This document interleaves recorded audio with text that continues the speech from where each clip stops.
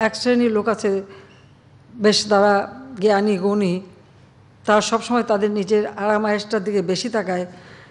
এখন তৃণমূল পর্যায়ে মানুষ শক্তিশালী হয়ে উঠবে, তারা সিদ্ধান্ত নেবে, তারা সিদ্ধান্ত দেবে, তারা ক্ষমতাসীন হবে, এটা একটা শ্রেণী থাকে, তারা কখনোই মানতে পারে না, পছন্দ করে না, বা তারা সবসময় এটার জন্য একটা প্রতিবন্ধকতা সৃষ্টি করে।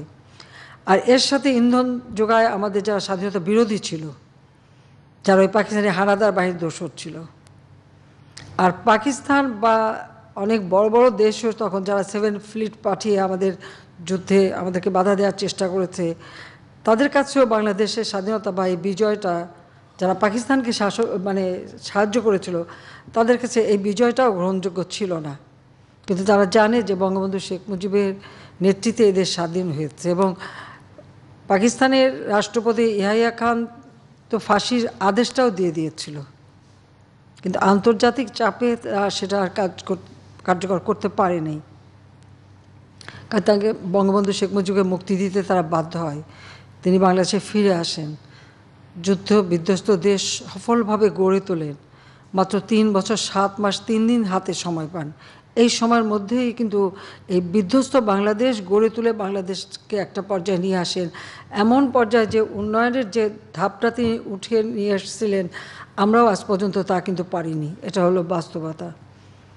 তো যখনই তারা দেখলো যে বাংলাদেশ এগিয়ে যাবে, উন্নত হবে, ওই জায়গাটাই আঘাত দিতে চাইল, যেন স্বাধীনতার সুফলটা বাংলাদেশের মানুষের কাছে পৌঁছাতে না পারি। 75-এর সেই 15 আগস্ট শুধু ক্ষমতার জন্য জাতিপিতা বঙ্গবন্ধুকে হত্যা করেছে তা নয়, একটা পরিবার বা যারা মুক্তিযুদ্ধ করেছে তাদের সহ এই হত্যাকাণ্ডটা চালালো। আমি আজকে দিনে জাতিপিতা বঙ্গবন্ধু শেখ মুজিবের প্রতি শ্রদ্ধা জানাচ্ছি। শ্রদ্ধা জানাই বঙ্গবন্ধু শেখ মুজিবের ডাকে যারা অস্ত্র হাতে নিয়ে যুদ্ধ করে অকাতরে জীবন দান করেছে সেই সকল শহীদদের প্রতি। হানাদার বাহিনীর হাতে আমাদের মা বোনেরা নিগৃহীত হয়েছে, নির্যাতিত হয়েছে। স্বাধীনতার পর তাদের পুনর্বাসনের ব্যবস্থা করেছিলেন জাতিপিতা বঙ্গবন্ধু শেখ মুজিব। আমার মা তাদের পাশে দাঁড়িয়েছিলেন। আমি সেই সব নির্যাতিত মা বোনদের প্রতি শ্রদ্ধা জানাই। 15 আগস্টে যারা শাহাদাত বরণ করেছেন, আমার বাবার মিলিটারি সেক্রেটারি বা পুলিশ অফিসার সহ আমি সকলের আত্মার মাগফিরাত কামনা করে শ্রদ্ধা জানাই।